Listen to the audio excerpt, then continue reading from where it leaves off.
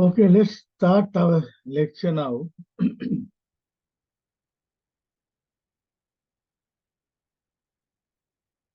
First, we have to talk about very proudly that we have one GIS in Sri Lanka, that is tank cascade systems. We call globally important agricultural heritage systems. So that is again a heritage system, but related to agriculture. We have a lot of heritage systems as far as the Sri Lanka is concerned, but agricultural heritage systems only one. These are agro-ecosystems inhabited by communities that live in an intricate relationship with their territory. These evolving sites are resilient systems characterized by remarkable agro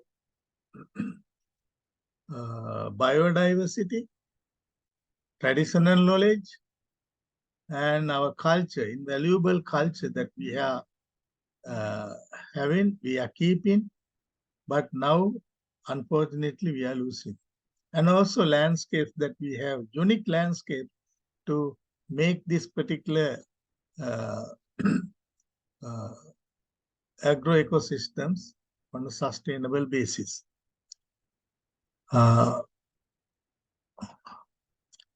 These particular landscapes are managed by farmers and also livestock people, herders, then fisher folk and forest people in ways that contribute to their livelihoods and food security.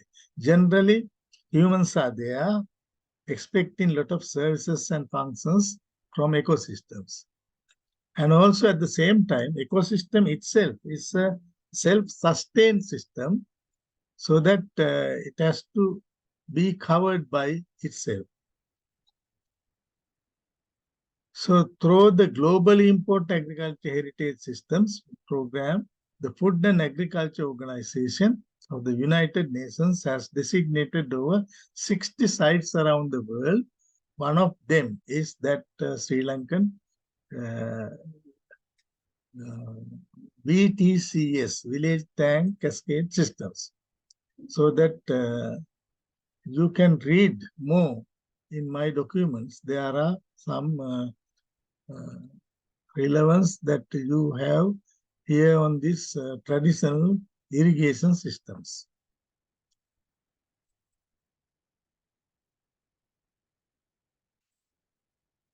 During 2014 and 2017, about 3 years, we have done a very good job for GIS.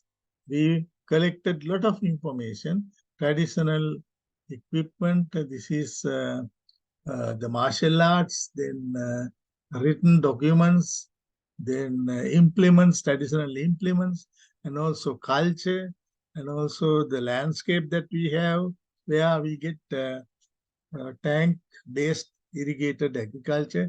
At the same time, a lot of things are there in this particular area, that is Palugasava, close to Habarana. That is also one cascade system. So what we have investigated is the traditional water resource management, traditional agricultural practice, traditional culture, then uniqueness of the system. That is very important, because otherwise they will ask the question that what is specific feature you are having to compete or to get this as a GIHS. Then when you get this approval, we are going to improve that to get the attraction of tourists. That is also important.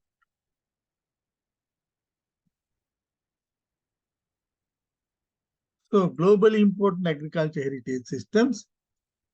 Food and Agriculture Organization declared Village Tank Cascade System, VTCS, as the first globally important agriculture heritage systems in Sri Lanka. That was on 19th April 2019. It is the 39th in the world. Now we are having about 60 in the whole world.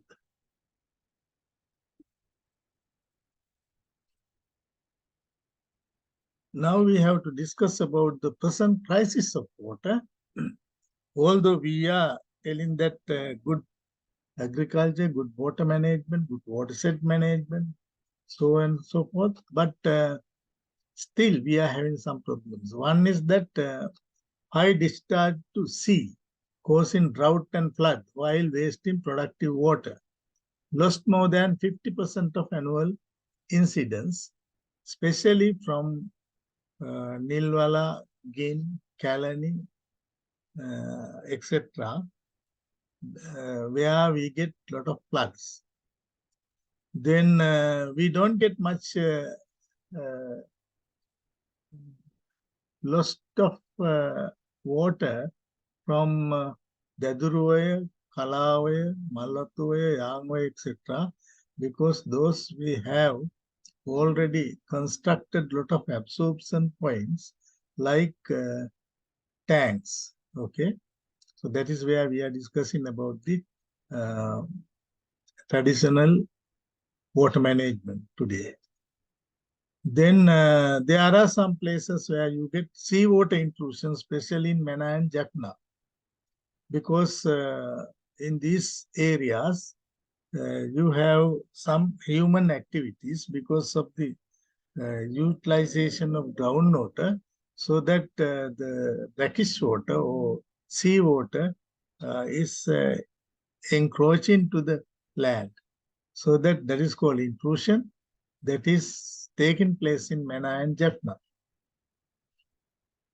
Then the other important one is ignorance of the ancient water resources management systems. We can give a lot of examples, especially when we talk about Yodala Giant Canal from Kala River to Tisa River, so that they have modified this one to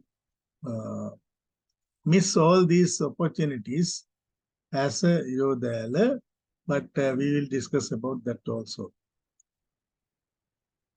Then restoration of tank cascade ecosystems, they did not have any kind of understanding on the essence of past traditional water management, so that they have some kind of modification like geometry, raising the spill and the bund, and finally getting this shallow water body, which really loses a lot of water through evaporation and percolation, so that the system has been collapsed. Then lack of effective coordination among water-related agencies. Now, for example, in Sri Lanka, there are 40 agencies dealing with water in one way or another. Water is very important. Water is needed, people, but at the same time, water has to be managed. Water is managed by many people, so that it is finally it came up like no one's baby, that to maintain that water resources, especially our watersheds. Then we don't have a good water policy. We have done in 2020 and 2021 a team chaired by Professor Madhum Bandara. We have a national water policy document, so that that we have submitted in later 2020, no, sorry, early part of the 2022. So far, we didn't get any kind of progress from this one, but still we have the document. So those are the real issues that related to water resource. And as I told you, that there are master plan of this water resource management, starting from giant canals, from river basin to river basin. Then they have constructed giant canals from river to reservoir. Reservoir means big tanks. Then they have constructed giant canals from reservoir to reservoir also. Why they want to have these giant canals? Because sometime they found that in some rivers, in some reservoirs, uh, which do not get enough water for the consumption of people. Then coming down within tank cascade systems, then tank village system. Finally, it has come down to field water management activities. So that it has covered overall feature of all these water resource management. At the same time, I should say that this is not valid or applicable for the whole Sri Lanka. Now, this has happened in the kingdom areas like Anuradhapura, Polonnaru, etc. And no one has come up with any kind of progressive things after just to continue this one because of the other changes occurred in Sri Lanka, like invasion of foreigners, like Portuguese, Dutch, British, etc. So that our whole system has been collapsed.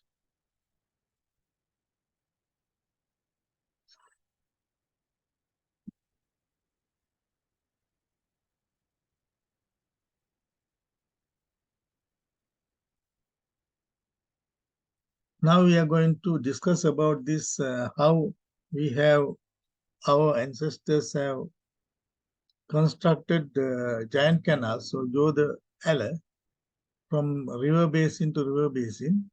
One is from Kalawe river basin to Mallatue river basin. This is Mallatue, this is Kalawe. So that there are some giant canals like this.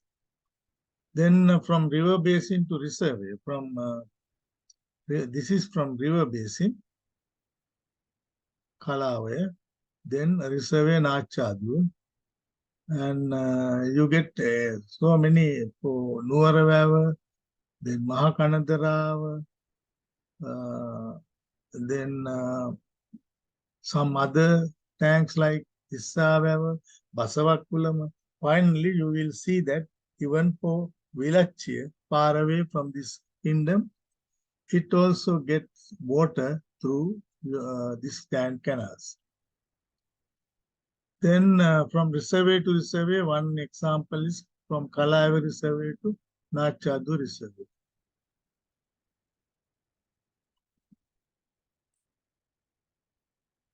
Then from reservoir to reservoir, from Kalave reservoir to Tisavava, that's a very well-known giant canal like this one.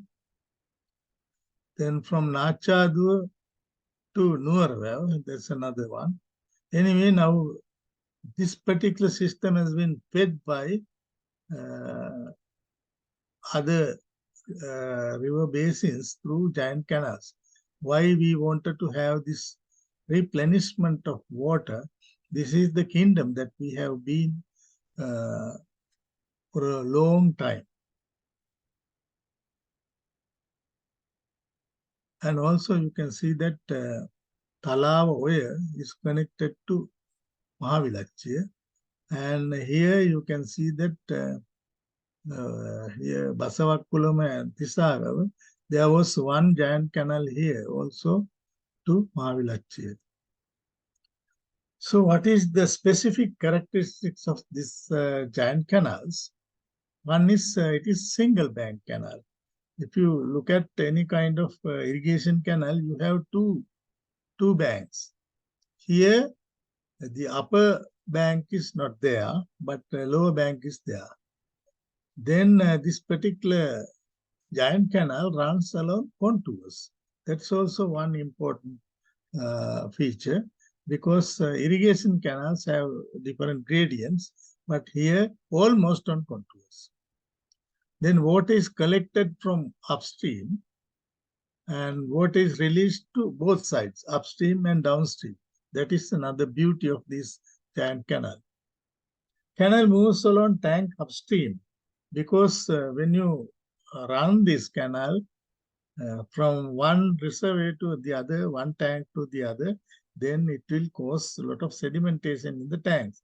To prevent that, they have constructed these giant canals above all these tanks. Now we are connecting all these to get water very quickly, so that all these tanks in the chain of this giant canal is heavily sedimented. Then tank cascade systems are fed from either side of this giant canal. And also there's another feature we have found very recently, Diakali. Diakali is not a tank, but it's a kind of another kind of ponds that we have along the canal.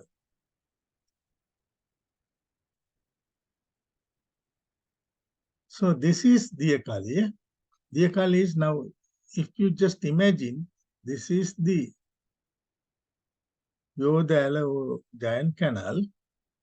Generally, this will run on the contour, but all of a sudden, if you get some kind of drainage line here, coming water from all this to get collected here, so that they have done some kind of deviation from contour lines, and they wanted to collect water here. When you get collected water here, it is coming from this canal at the same time from upper part of the catchment. So that there is a turbulence we can expect. Because of the turbulence, you get all this sediment as a suspension, and it will be removed after the sun through other kind of outflows like sluices. I'll show you that. And also there's another one that when you get water collected here, it does not come directly because of a disturbance here. That disturbance is made out of sometimes soil mounds, sometimes natural rock like this.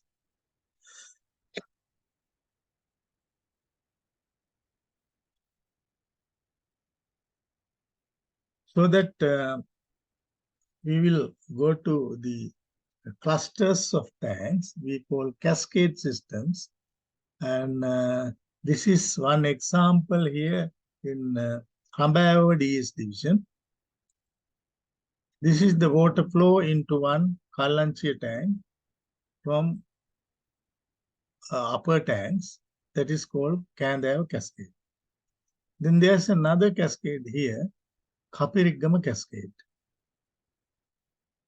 The other one is Bandaratmali cascade. These are well-known cascades because we have done a lot of research and development in these cascades. So Kandawa cascade, Kapirigama cascade, and Bandaratmali cascade.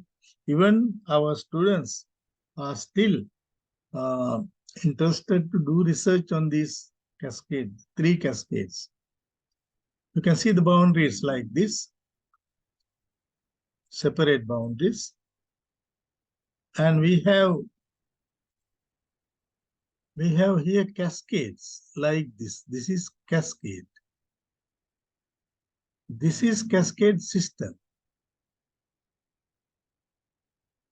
Okay, don't get confused with this terminology.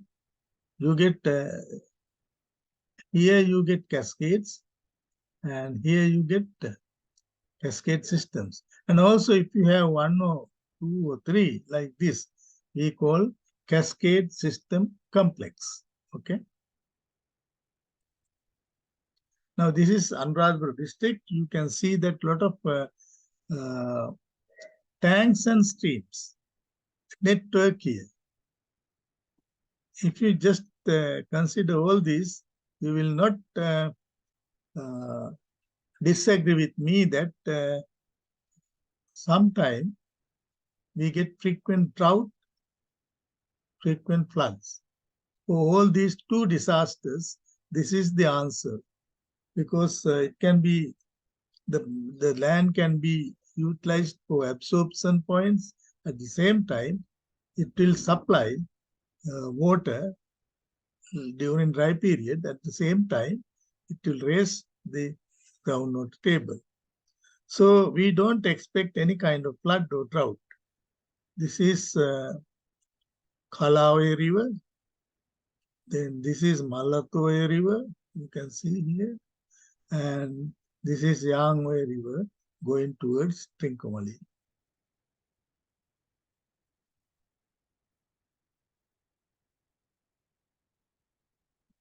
How we can expect this formation of cascades? If it is very easy task, it can be found anywhere in the country, but no, and also anywhere in the world, but not. Only specific features that we have here in the dry and intermediate zones of Sri Lanka, not even in all these like Ampara, you don't see that, and because the morphology, the landscape, lower elevation and moderate undulation. Undulation means you can see the landscape as a waves coming after one, right?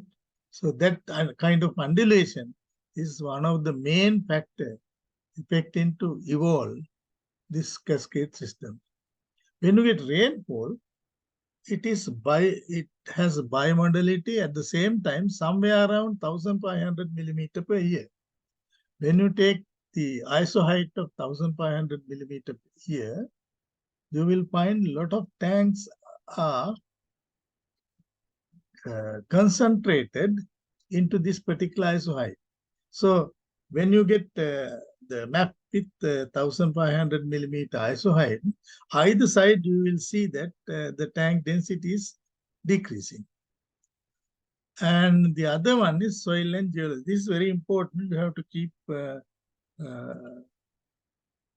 good note on this, because one is morphology, the other one is rainfall, the other one is soil and geology. So regolith aquifer that is spreading all over this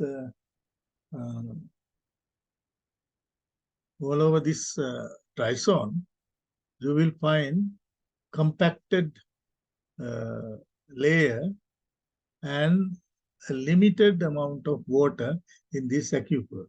And also there are two types of water sources. One is deep water layers, and also the other one is temporary stored shallow layer. So this temporary stored shallow layer is there for agrovales, and deep aquifers are using for tube wells.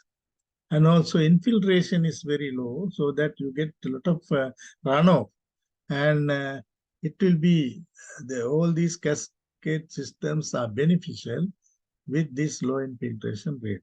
And also well-known soil, two types, reddish brown earth associated with low humic clay soils. This is the one that we can see in a lot of places of this cascade systems prevail.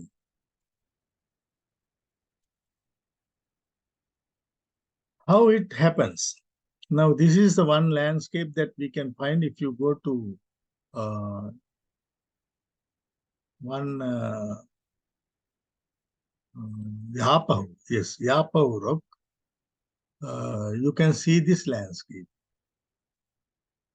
So in this landscape, you can find some home gardens here, forest lands, and home gardens there, and paddy fields, and tanks here, so that you can have series of tank bunds like this. 1, 2, here 3, 4, 5. Finally, here you can see another tank bund.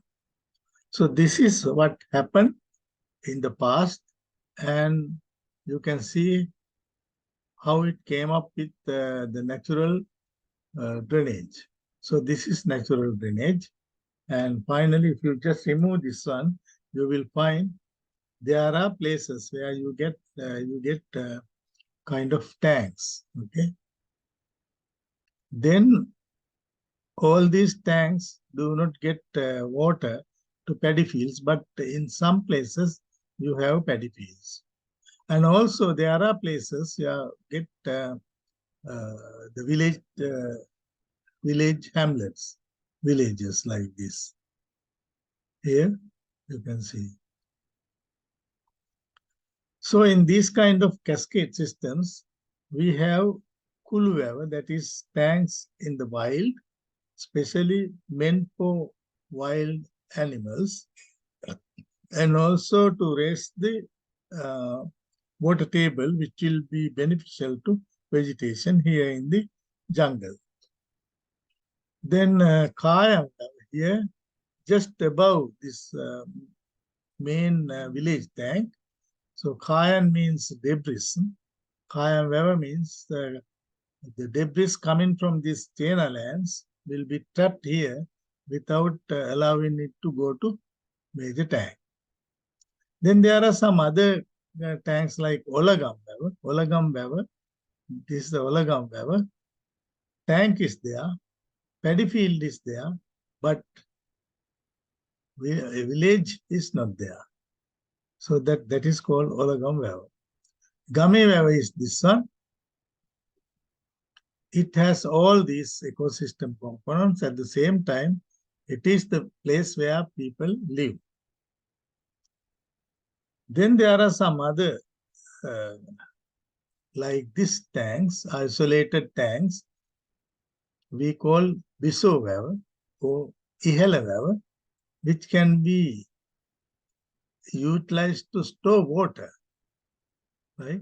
Whenever this tank needs water for their own purposes, so they will take water from this one and get replenished here. So that is called Bisoya. So you can see a lot of types of tanks, not always meant only for irrigation. That is the most important thing.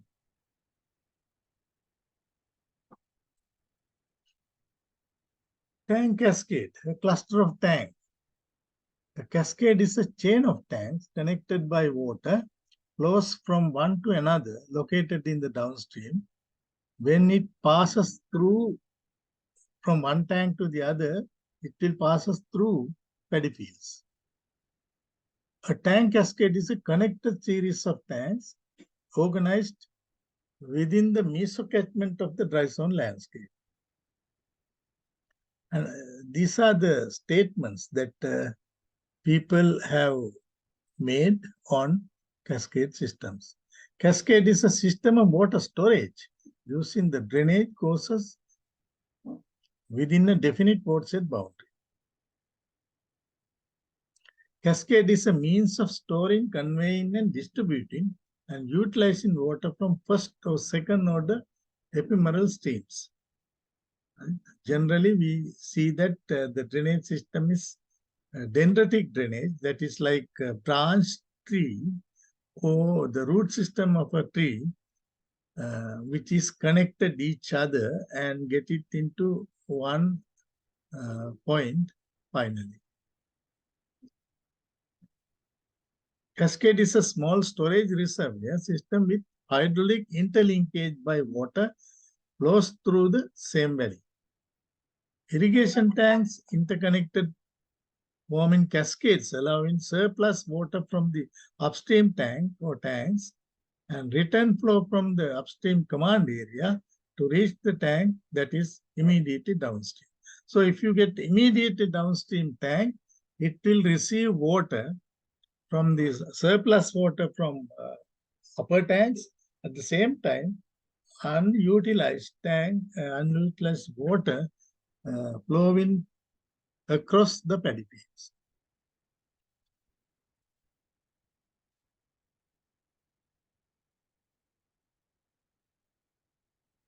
How cascades originated?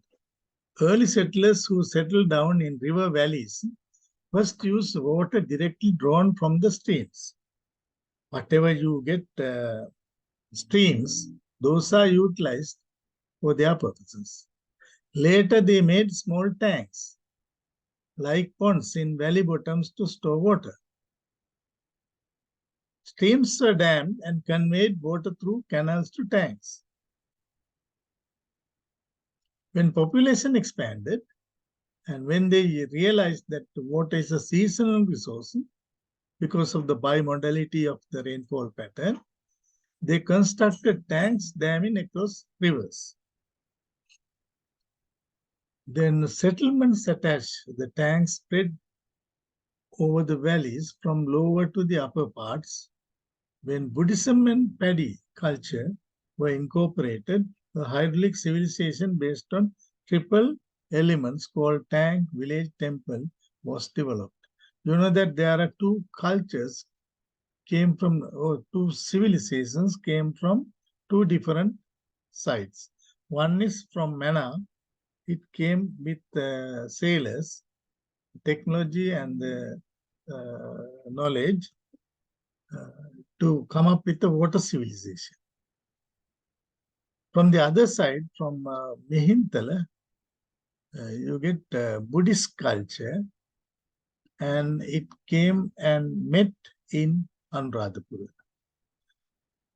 So this joint venture is the evolution of our culture. So that culture included tank, village, and temple. Ancient kings' main task was the building of tanks and temples, considering it as the meritorious task. They did it everywhere in the dry zone. When ancient people fully understood the topography of the land, they built tanks at every possible sites of the valleys for different purpose in different sizes, and now we call that is tank cascade system.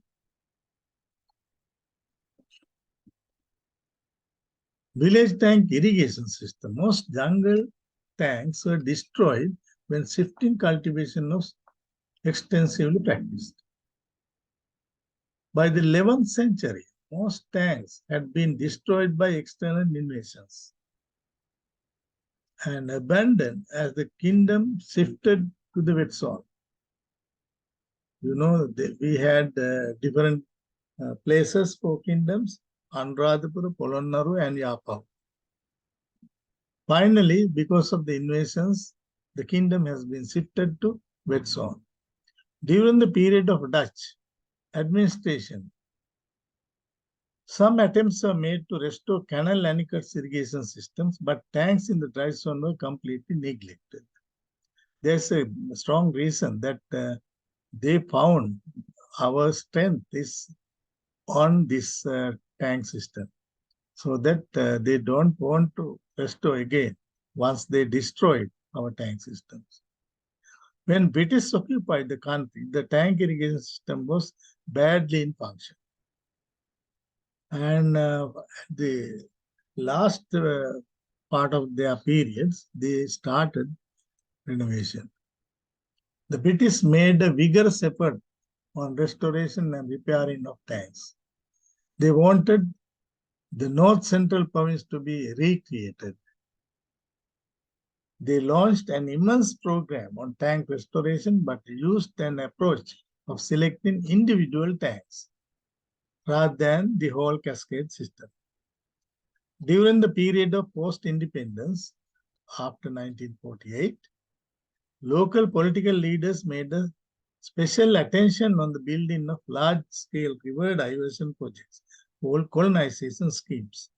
You know that Min area, then Kanadarav, Huruluvav, Minipe, and so on. So those are the colonization period. Therefore, small tank systems are further neglected because under major irrigation, they have developed these colonization schemes so that they didn't want any kind of utilization of these small tanks, and they have just sometime they have destroyed them to convert to paddy fields. After 1970s, the national attention was focused on Mahaveli diversion schemes. You see, in 1970s, they have done a lot of modifications. Even Yodala from Kala Vavar to Tisa Vavar, they have modified. this is in this Mahavali system. Small tanks are neglected, and even some small village tanks were physically damaged by the construction of massive irrigation canals network of the Mahavali scheme. That is what happened because they have ignored the knowledge base we had in the past.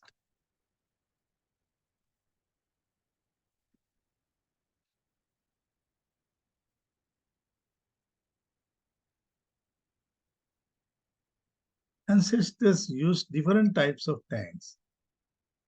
One, as I told you, pulvev, that is sprint tanks or the tanks in the wild. Then Radavev, very deep tanks. Then Talakavev, ponds in the jungle. And Danavev, large tanks. So early writers, Parker and Rohier, identified different ancient tanks made by ancient people for many purposes.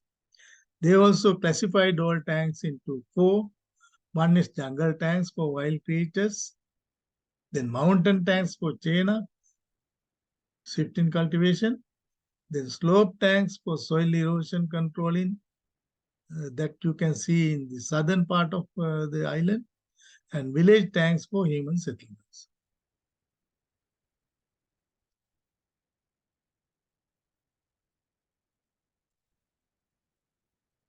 When you look at the sub-watershed or watershed, you can find uppermost part, you will find rainwater tanks, completely dependent on rainwater.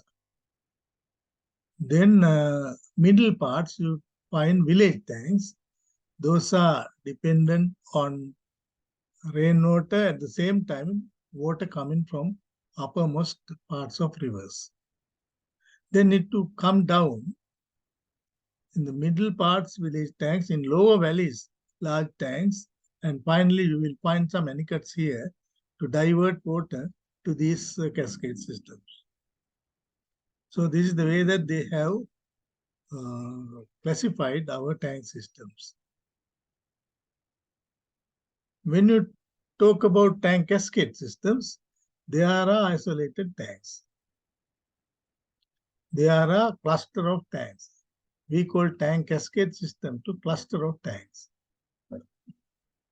Then this is hydrologically balance is maintained in tank cascade systems. Whenever you get water to the upper tanks, if there's a need to get water for the downstream, it can be shared. So there's a hydrological balance, but not in isolated tanks. The second one, vulnerable to natural hazards, because it doesn't have any kind of measures like water absorption points. In tank cascade systems, impact of natural disaster is minimized or reduced. Then salinity problem is there in isolated tanks, but salinity risk is reduced due to flow from upper part to the lower part in the cascade system. The social conflicts between upper paddy fields owners and below tank villages in isolated tanks, but this can be avoided in the tank cascade systems by sharing water and the land within the cascade system. Then instability of the ecosystem in isolated tanks, because it does not get any kind of mutual benefits. But this is a sustainable ecosystem in tank cascade systems because it can be shared. Resources can be shared. Then isolated tanks, there is no way of getting any kind of species moved from one to the other. Because of that, there can be a danger of disappearance of local fish species. Now here, local fish species are secured because of the water flow and the system of system of water movement in these tank cascade systems.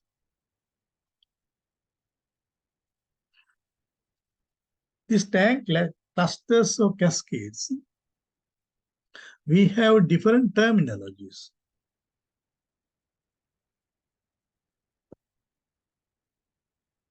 In 1980s, first Professor Madhum Bandara, a renowned geographer, has identified there's a system of arrangement in these tanks.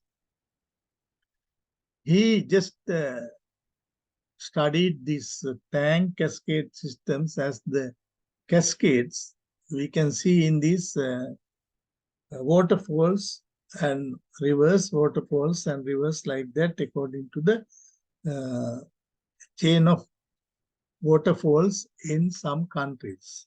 So those are cascades. Now, he pointed out that same kind of dynamics you can find here also. From tank to another tank to another tank and so on. So it's a cascade. So this cascade always defines from where water comes. Okay. And also it says that water is moving from upper tanks to the lower tank through streams while utilizing for paddy fields. So that is what he defines here. The cascade is a connected series of tanks organized within a microcatchment or mesocatchment. Later, this particular one came up from Dr. Panabukke of the dry zone landscape. One is storing, conveying, and utilizing water from an ephemeral rivulet. That is the definition. During last 20-30 years after 1985, we studied in detail, our researchers have studied in detail, and they found that not only water movement, consequent or subsequent vegetation, social setup, and ecosystems have been evolved because of the water movement. As a result, later on, we defined again ecology-based definition, which is important for our development activities at present. So we say tank cascade is an ecosystem where water and land resources are organized within the microcatchments of the dry zone landscape, providing basic needs to human, floral and faunal communities through water, soil, air, and vegetation with human intervention.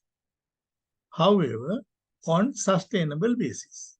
So that is the definition that not only these cascades, but also for any ecosystem, it should be sustainable. So that this is the one that now we are using for the as a definition.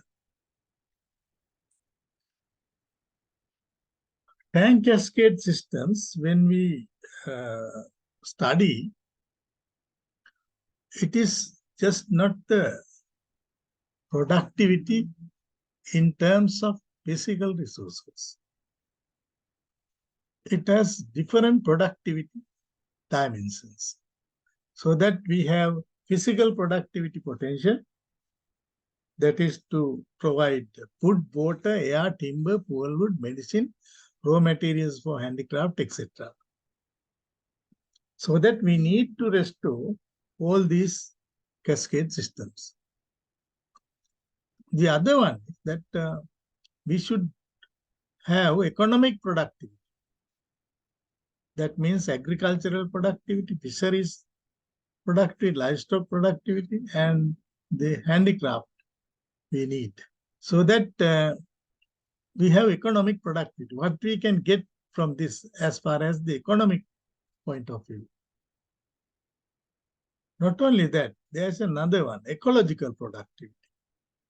Ecological productivity, because it can provide habitats, it can improve and maintain biodiversity, and also for the people, it provides aesthetic beauty. And also we need for agriculture nutrients. So nutrients, see, the cycling is also in this. So ecological productivity is all of these what we have mentioned here. And finally, there's another one, socio-cultural productivity potential. We have to have a favorable living environment. We have to store or gather local knowledge. And we can utilize this one for tourism. People can educate a lot from these systems. And also, if you have a good system of cascade with good ecology, it's good for our human health. And finally, they have believed a lot of things and rituals. So that socio-cultural dimension of this tank cascade system is very, very strong.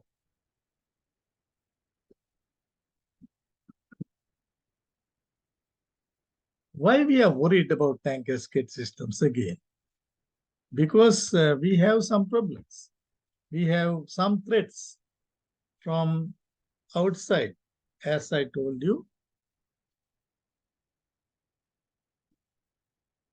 There are threats nowadays. You know, one is the health, and also there's a problem of poverty in these areas. And on the top of all, now we are waiting for the risk of climate change impact. So that now we have to go back to this particular knowledge and utilize it and modify it wherever necessary to our present situation. That is why we want to study cascade systems. Drought and flood events can be expected more due to climate change. When you study climate change, you can find the temperatures increasing. Then rainfall duration is short. Intensity is getting higher and higher. Coastal erosion is taking place. So many things. So that we need to consider again and again the past knowledge on this hydrology. That is cascade systems. And also, we found that people have very limited access to resources, and also they cannot do a lot of things from this system. So that, and also the system has been collapsed, so that high prevalence of poverty in tank cascade systems. Now people are not getting much food from these systems. Even they cannot catch fish because very, very short duration of storage, and fish species are not there much. And the government is trying to promote this fishery in these things. Otherwise, they don't have much nutrition sources, so that malnutrition can be greatly reduced by tank fishery and animal husbandry, but it is not taking place now. If you study the cascade principles and the system of land use, that can address the ecological issues such as clearance of village forest, unsustainable land use, etc. People should have a good understanding about the importance of biodiversity, importance of forest, importance of having a very firm land use system. Otherwise, it will not provide whatever that we need as services, we need as functions. If you try to restore this particular cascade systems with all ecological aspects, it will improve living conditions because it will provide you a lot of things and it is beneficial to people living it. Then health issues. For example, one is the pollution of water in many areas, but in cascade systems there's a kind of mechanism to purify water. So good drinking water. Then because of this contamination of agrochemicals and heavy metals now taking place leads to kidney failures, malaria, etc. Otherwise, they can get rid of all these problems of kidney and also diseases like malaria. Most importantly, this is a good rainwater harvesting model. You can see that water is flowing here, fill in all these tanks like this. You will see that those are getting filled and also come into this tank, come into this tank, and finally it will come to the main tank. So that there's a good process. This is completely rainwater harvesting. And also at the same time, because you have a lot of storage points here, it will maintain the groundwater table because it creates a subsurface flow. Rich subsurface flow, wet areas, groundwater availability is there. Then upstream water holes for sediment trap, upstream soil ridges for siltation control, filter in action of the meadow will make good water source, healthy water for people. And also when if we don't destroy the vegetation here, it will form around these tanks, around paddy fields, within the paddy fields, and also in other land uses, so that we can have rich biodiversity with well-maintained land uses. If you change these land uses, then you will not get good biodiversity. You know that what is the importance of biodiversity? I think we have discussed about that early. Then farming activities that promote social cohesion. When you have lands, when you have water, it has to be shared among people. When you try to do it, you will get a very good attachment, very good understanding. And that is the question. And also, there are rituals where you come to one place and do it together. And also, if they want to have planting session, then people will come there and do it together. And also, if they have any kind of rituals, they will come together and do it. So that is the cohesion that they had. But we don't have now because we are independent. We do our cultivation separately. We do our input supply separately. We do our water resource sharing separately, so that we don't have a good cohesion. Sharing land and water resources during droughts, food security through animal husbandry and fishery are most important features we can expect from tank cascade systems.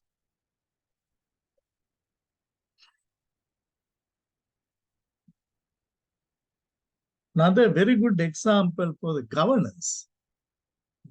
Now we have in Sri Lanka, we have a set of governing body. One is parliament, one is administrative system with government agent, district secretaries, and we have provincial setup, so many things. one important thing I will tell you, that these people who are doing governance in the village, they are very specialized, well experienced on one subject. Here we call Rala leadership. Kamarala is the village leader. No one is going to take over that particular responsibility from him. Govirala is the agriculture instructor who knows everything about agriculture more than others. Kapurala, leader for rituals. Dhanumatirala, the most knowledgeable person in the village. Dhanuma Ati Rala. Vedarala, medical practitioner. All of a sudden, somebody can come and take the responsibility of this Vedarala. It's a joke.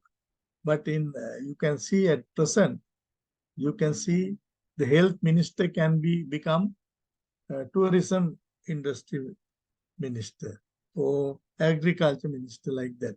But those days, they are so specialized people for that particular subject. Pattirala, that is livestock expert. Nakatrala, providing auspicious times. And also there's another Rala in some places I observed, Sivrala. Sivrala means Sivuru Hala. That means left the temple after some time, but he is knowledgeable on religion. So he is religious knowledge. Can you imagine what they are going to do? Now they will sit together and try to make a plan for any kind of disaster, for any kind of cultivation, anything they can plan according to the water availability, according to the rainfall pattern they expect. They have weather forecasting systems so that they can make decisions. Gamaral is the main person, then agriculture man, then rituals, knowledgeable man, then medical practitioner, livestock expert. All these people sit together and try to make a plan. And also, finally, they will go to temple. They will go to temple and submit this plan to the monk. Okay. For that, they are ready with the advice coming from this Sivrala. So this is a very stable and self-governing system. No one needs from outside to get involved in this particular governing system. This is one. The other one is they have developed their own commandments, rules, right? So everyone should obey for these rules. They call 10 commandments. In Sinhala, we call Dahana. Dahana. So self-governing rules. If you just go through, I will explain that one. It will really serve all the purposes of the village. They can conserve resources. They can face any kind of resources issues. They can work as a team. They can transmit the knowledge. They can concentrate their minds. When they get a problem, they will forget while he is having some kind of vision around. And so many things I will take one by one. One is Diyapattayam Tahanchi, that is regulations for water security during drought. When we don't have much water, the water limited, water available in tanks and wells, we'll have to use it very carefully until we get the rains from next season. So that they have some kind of rules. Everyone should obey, not to pollute the water, not to overuse the water, and so on. Second one, the timely cultivation to reduce the risk. Niyama kannita govithan bad. So what is this season? What is this kanne? It's not really according to the calendar. They will set up the kanne, the season, with the onset of rains. You know, in September, we get very isolated rain. They call Binara Kalu. That September is Binara in Sinhala. So Binara Kalu. When they get Binara Kalu rains, more than they expected, the excess rains, they have the feeling that they will not get much water in subsequent seasons, subsequent months, right? If they don't get much water in this isolated rain, Binarakalu, they will expect more rains will come during subsequent months. So that is the season that they fix. It can shift from here and there, but that depends on the rainfalls. Especially rainfalls, it will be followed by other pest and disease problems, so on. Now, for example, I will tell you Talavasa. In mid-March, if you don't get Talavasa in time, they don't want to cultivate gingerly after that. For example, if these people get rainfall in latter part of March, they don't cultivate sesame because the sesame get infected with a lot of insects and diseases. So that is why they want to say Niyama kanneta go with them, but correct time of cultivation to reduce the risk. Third one, these single verses also are very important. Gahakola satasi pawa binkare waturai ai. When you study this environment, there are some roles of partners like Gahakola, Satasi Pawa, Binkare, and Vatura. Protect trees, animals, land, and water to live longer. That is what they say. So without trees, without animals, without land resource, without water resource, we cannot live. So that they realize the importance of this kind of resources. So they say Gahakula Satasi Pawa, Binkare, Vaturai Aibu. Next one, make your mind free to attend religious events. Because if you have a lot of problems and things that puzzle all your mind, then you can't do it. You can't do any kind of religious event. They say hite is password dumping karannata petipas parani hadapan badapan. Petipas parani, that means 5 types of babies. I'll tell you what are these 5 types of babies. Next slide. Then they say collect rainwater and store in tanks and anicules. Otherwise, you can't do any kind of cultivation. You can't use water for your daily needs. And it is the source for other environmental needs.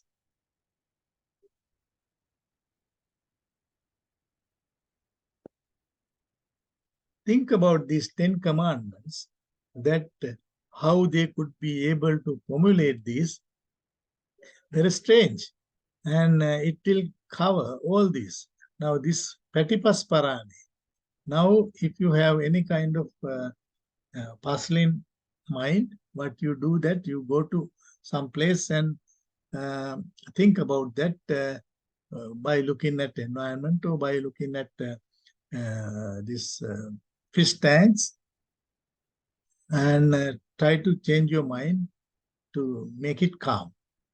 Earlier, they had 5 babies, 5 types of babies.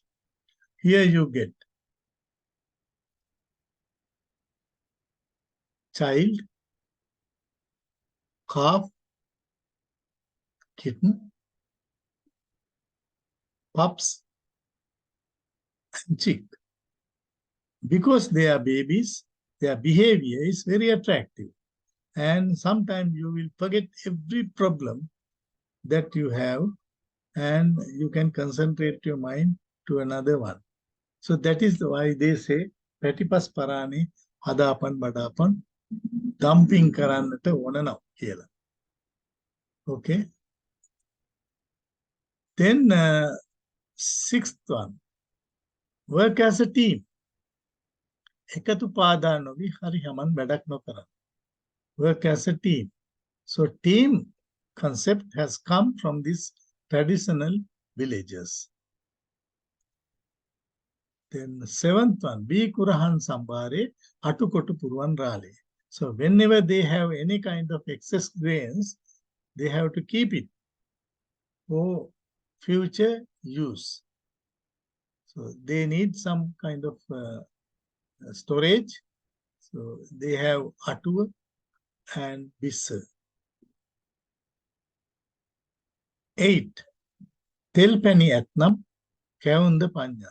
If they want to get this cow oil cake, they need specially oil, and also they need specially honey. If they have these two, no need to worry about this preparation of oil cake.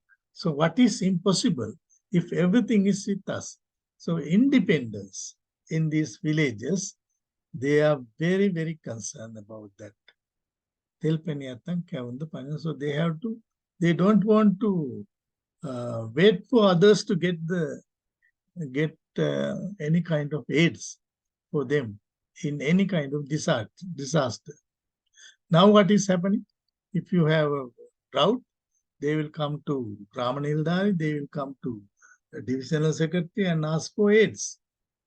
But these people are so proud and they are independent so that they don't need anything from outside. Now people are waiting for projects, and they will think that project will help them to do everything. But these people have the courage to keep them as their independent processes, that they have to keep their independence and freedom.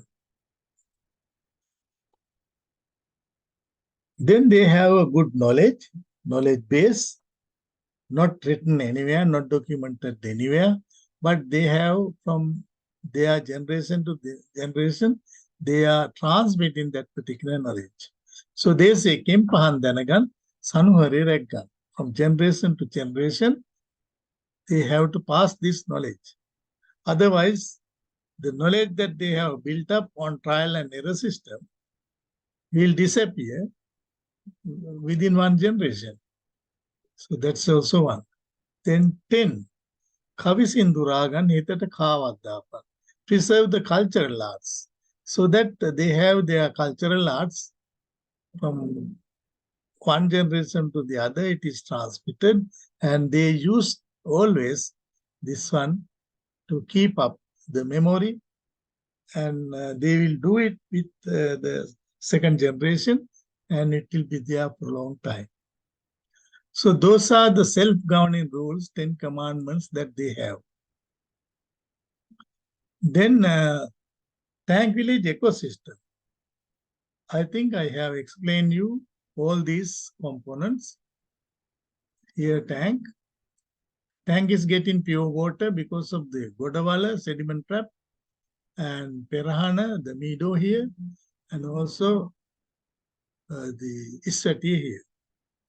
So that it will get water, and the water stored here will not be lost through evaporation so much because of the tree cordon around the tank, so that warm air will not reach the water surface because of it will raise the wind here, and it will come down, and finally it will meet again another barrier, and it will go out, and so that the warm air will not touch here, which will increase the evaporation. So that is the scientific meaning of this whole vegetation around the tank. Then there's another one here, interceptor. Between tank 1 and the paddy field, there's a reservation. Now it has been encroached by a lot of people because they don't know the importance of this. Here you get seepage water polluted, and this polluted water, if it comes to the paddy field crop will be damaged. So that they wanted to have it here in Yaturuwala, and when it rains, it will overflow and move through this drainage we call QLL to the other tank, so that every tank and command area will be safe. And also, if you take this part, the hamlet is protected by one tree strip or land strip called Tispambi. How it is getting this protection? Because there are buffaloes here. This is the resting place for buffaloes. And also these buffaloes they are very sensitive. And they shout because of any other wild animals trying to reach to the hamlet. So they will be there to give the first signal so that people can get rid of the animals' damage. That is one. The second one is the malaria. Malaria, any species here somewhere raised in this shallow water will consume mosquitoes. If there's any excess mosquitoes, they will fly over to hamlet over the Tispambi, but Tispambi is the place where buffaloes are resting, and buffalo's blood is so attractive to mosquitoes more than human blood. That is a scientific investigation somebody has done in Kataragam area and found it. So that you see how it is, the system has been established to protect from disasters, to protect from drought and flood, protect from epidemics, and they will be so happy. The problem here that they don't have this kind of system now. It has been collapsed, so they get health issues, they get disasters, they get shortages of water, they don't get much good fertile soil. So many problems has arrived.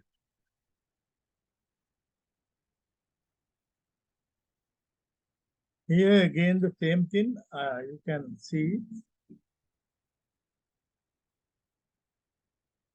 this Godavala sediment trap, Pirahana to filter the sediments here. Gaskommana is the where you get tree belt to cut off advection.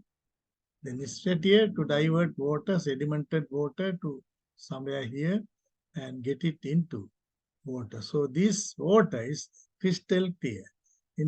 Up to 1960, early part of 1960s, people used to drink this water.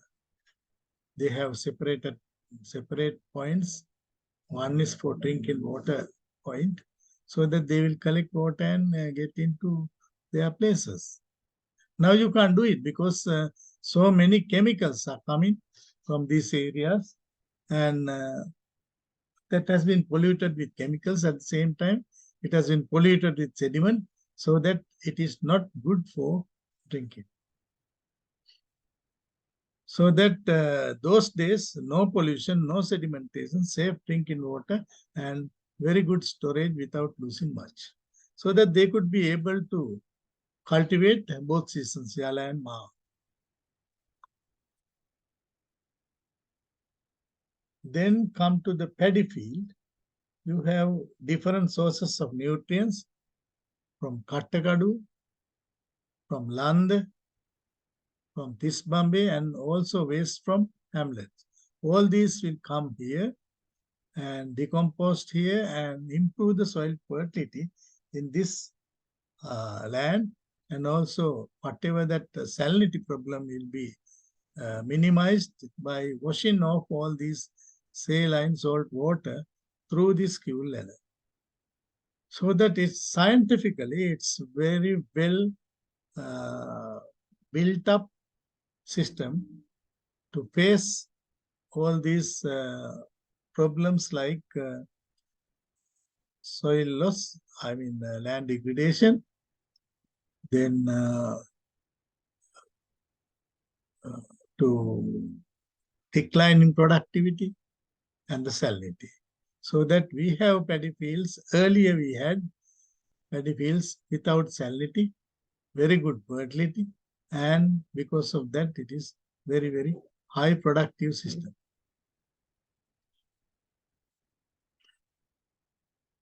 There are trees which have different purposes.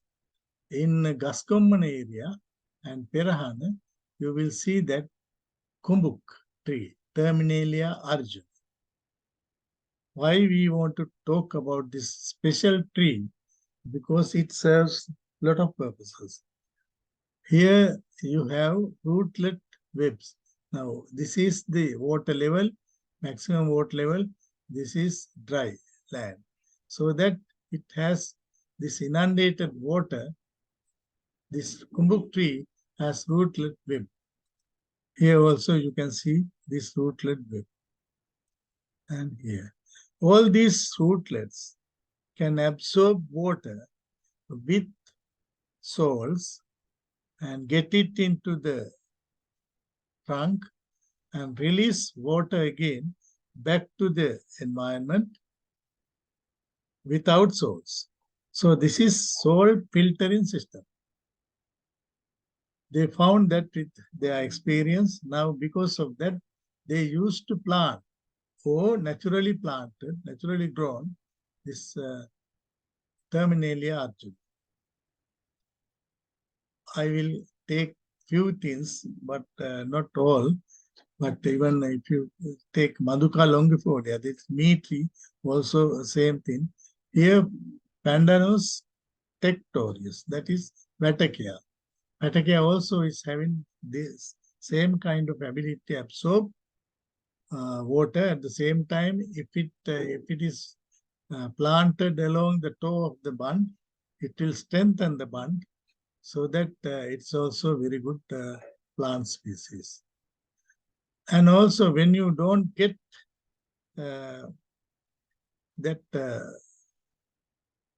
kattakadu, which filters the water will come to the paddy field and it will pollute the paddy soil, and salinity is there, and you can't use that for cropping because crop will get damaged.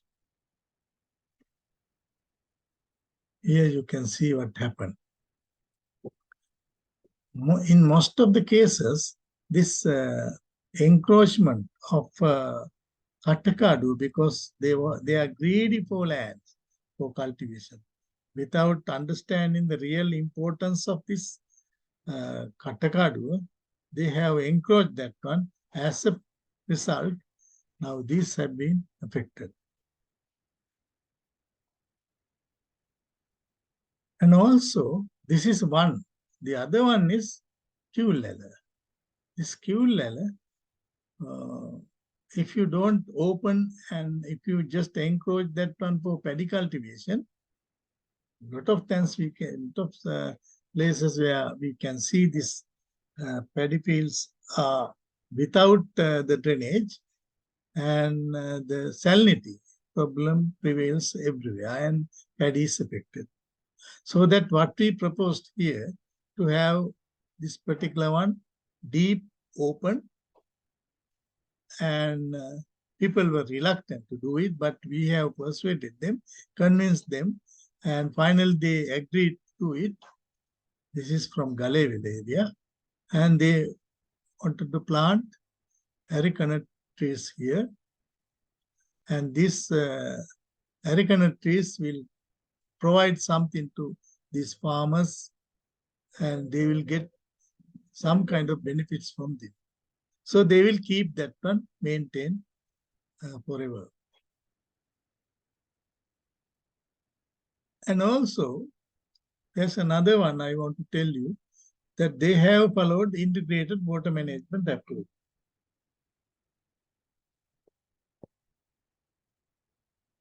And you say integrated farming. What do you mean? Integrated farming means they have included crop cultivation, livestock, and fishery. Like that, integrated water management, they have done rainwater, irrigation water, and groundwater. Somebody will think that groundwater is not utilized in the past. Now we have a lot of agro wells, and they are doing groundwater use. No, they have used groundwater like this. Paddy fields are there. In the upper tank, water influences to raise the groundwater here to a certain extent, right? If it is within the first 50 centimeter groundwater table, the capillary action will cause the soil zone saturated with moisture. This is the paddy field with poorly drained soil. So that when you have this particular situation with shallow water table, they don't want to irrigate. They don't want to expect any kind of rainwater. So they use rainwater whenever it has without using irrigation water. So they don't want to use irrigation water if there's an influence of groundwater. So this is the traditional vision of water management among these traditional people. There's another sluice I want to tell you.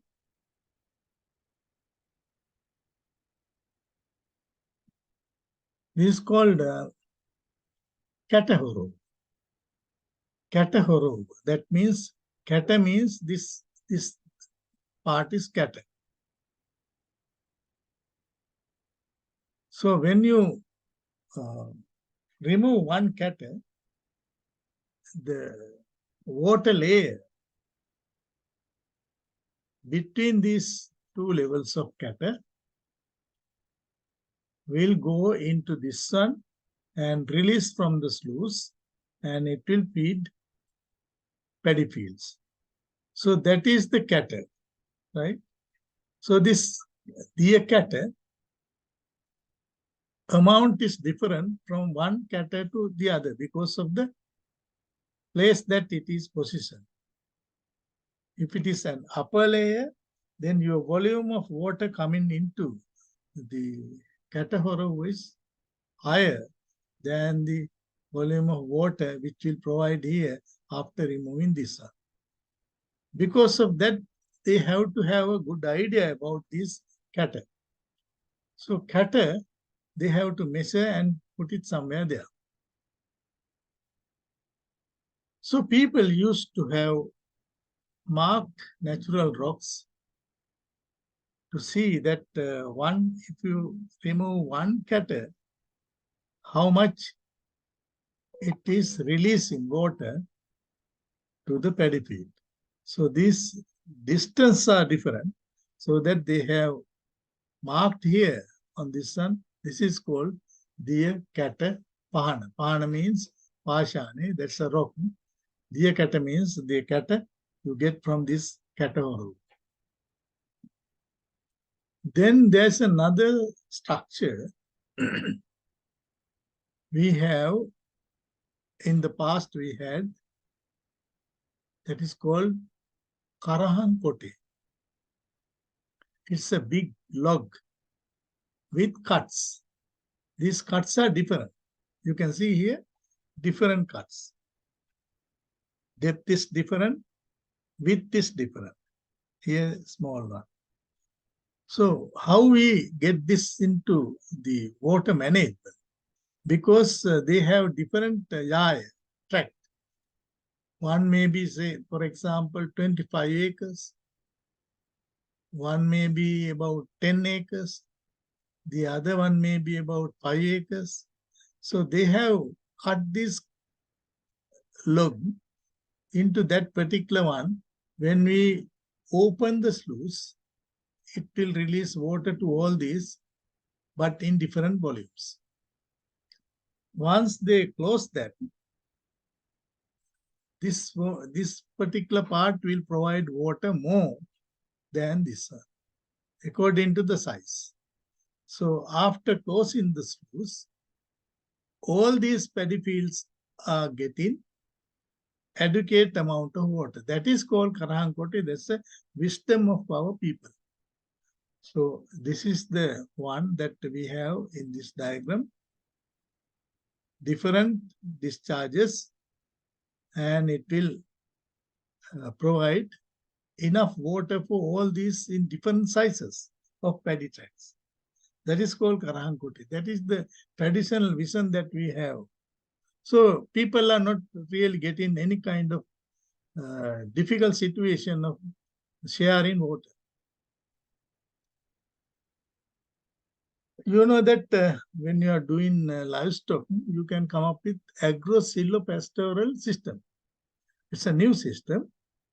It will include agriculture and livestock together.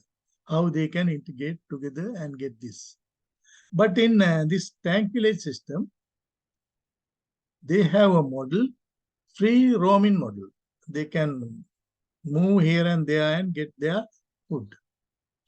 So traditional village ecosystem, they have year-round cattle grazing areas. For example, if you take here, upstream reservation and tank bed, free grazing lands, meadows. Then here you get rain-fed farming with fallow period. So you get free grazing land in some seasons, in some times. Here you get Tismabri, free roaming and grazing. And also here you get land, shrubland for free grazing. So that everywhere cattle can freely move here and there and get whatever available at that particular time. Here you get paddy lands even, it has free grazing time after harvesting. So that this is agro-silvopastoral system, traditionally they added. And also, in traditional vision of water management, they are doing different things to face the drought situation, water shortage situation. Betna practice during drought period. It's a practice that temporarily distributes plots of land among shareholders, paddy landowners, in part of the command area of a tank reservoir during drought period. So this is during drought period. And they have to maintain regularly. Sometimes they expect more rainfalls in a particular season, so that they have the fear that the tank ban will be breached, so that people get together and divide the things into part, they call pangu. So they will strengthen all these parts, strengthen the bund, repair the sluice, repair the spills, and etc. So that they will be safe during these high rainfall seasons. Then Kakulama, that is, they have to advance the cultivation. During dry period, they do it, waiting for season rainfalls. They have the experience that if September, second onto monsoonal rains are high, the total seasonal rainfall is not adequate to fill the tank, so that they go for Kakulama. Thavulugovitana is another one which have been abandoned by government now.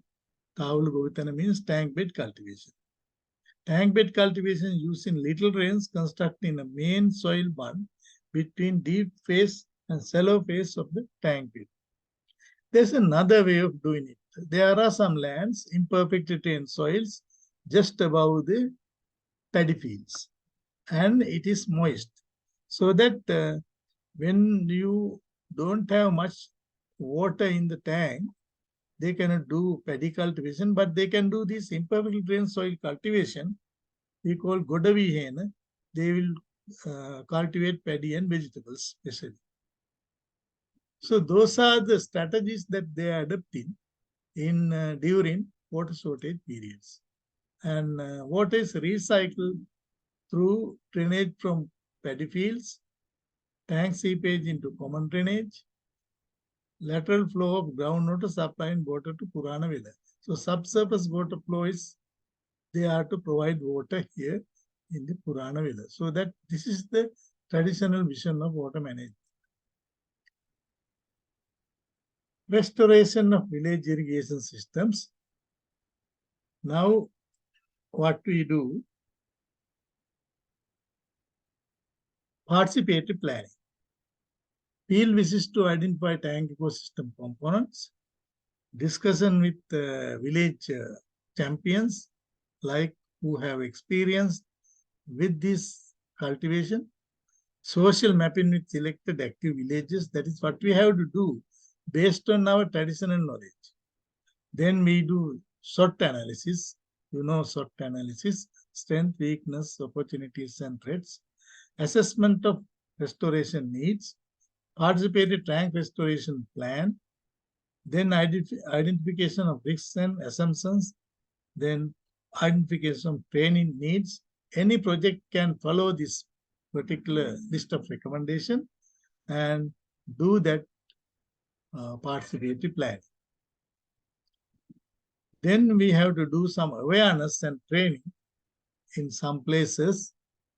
So field visits to tank cascade systems, awareness on the importance of tank cascade systems and ecosystems, field identification of regulating services, supporting services, provisioning services, and cultural services, and training on tank ecosystem restoration. These are the awareness we'll have to create among these people because now they have left out a lot of these knowledge systems, data knowledge base, so that they are not aware about the importance of traditional technology.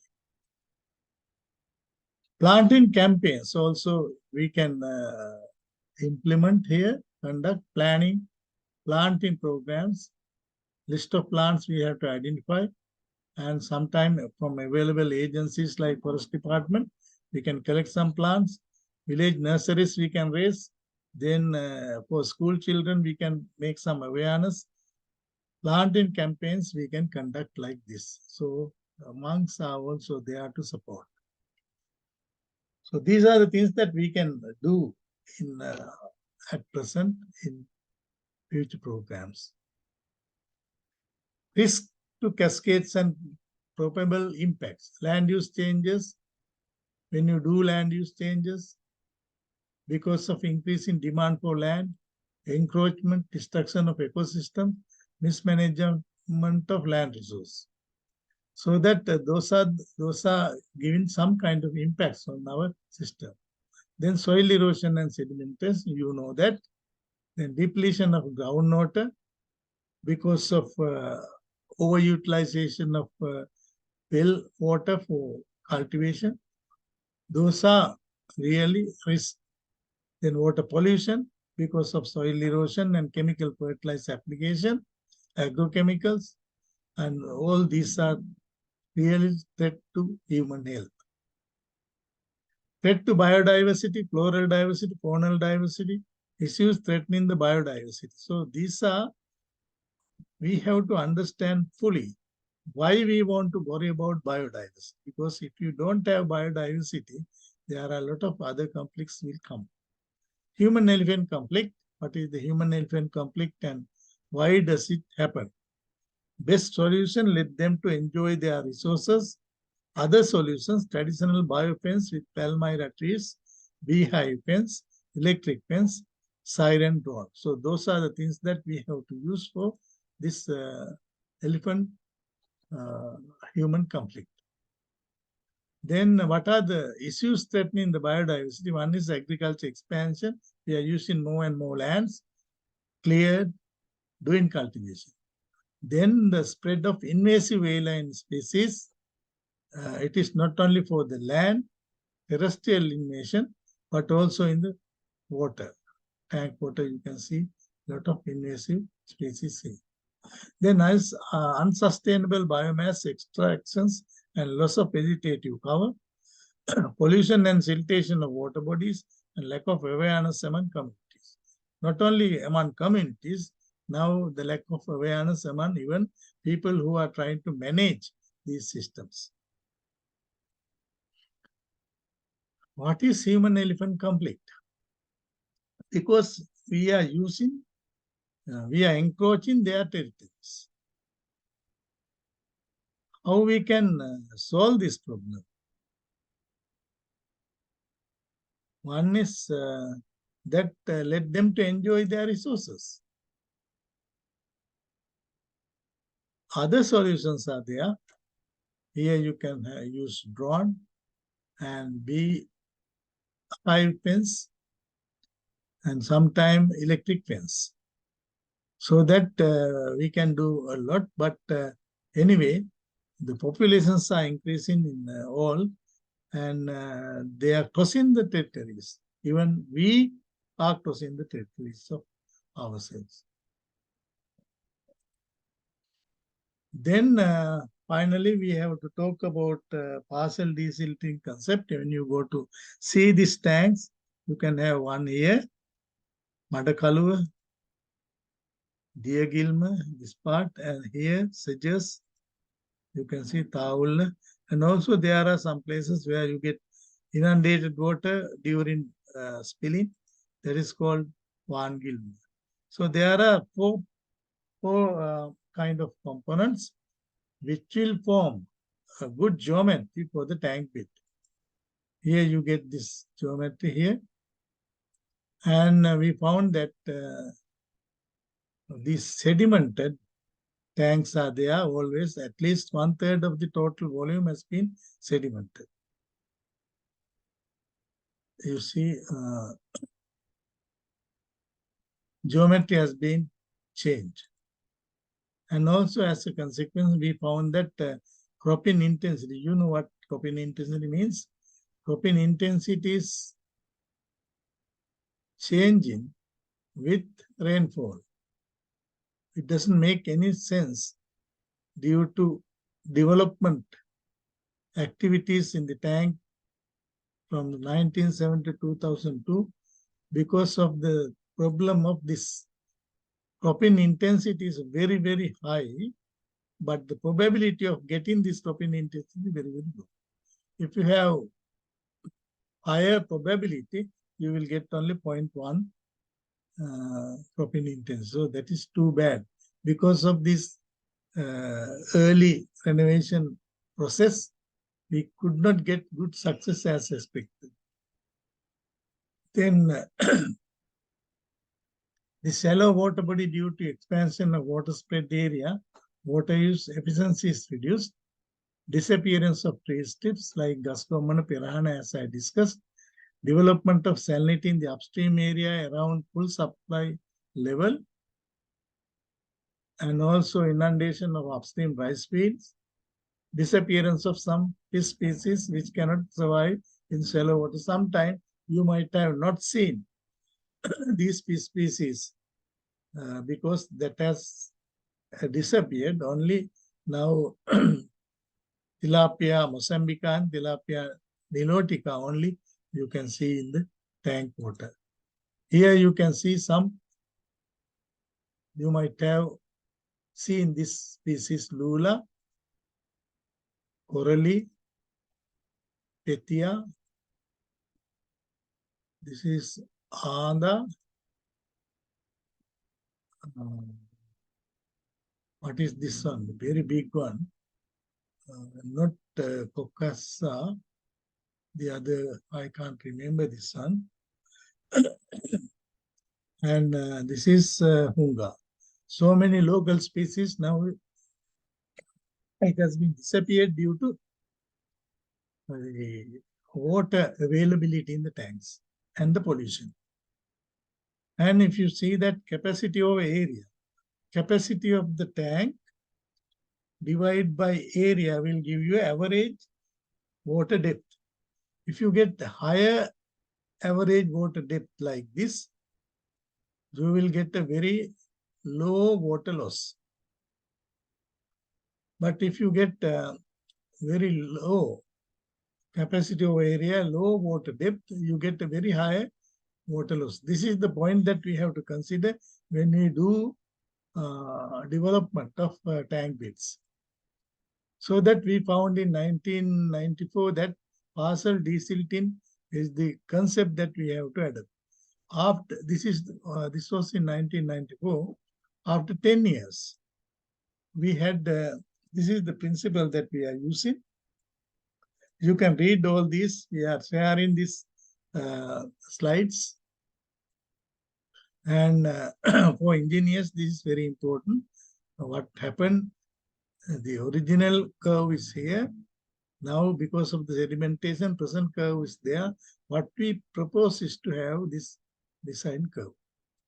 That means, in simple words, you have to have some part is filled with water by removing, but other part is now just left for other purposes.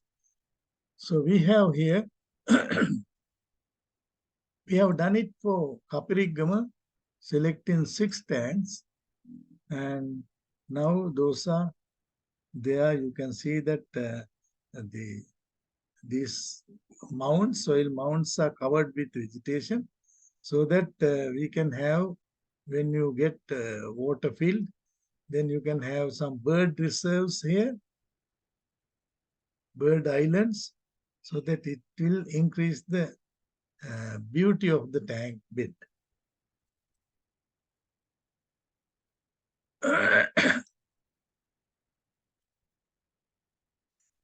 Partial desilting cost is low, storage capacity can be increased, return to investment can be justified if all benefits, if we are getting increased extent of cultivation because of low water loss, more agricultural productive lands, because tank bed even is free to do any kind of vegetation cover, increased cropping intensity, opportunities for cottage industries because of having some materials like reeds, palmyra, and so on.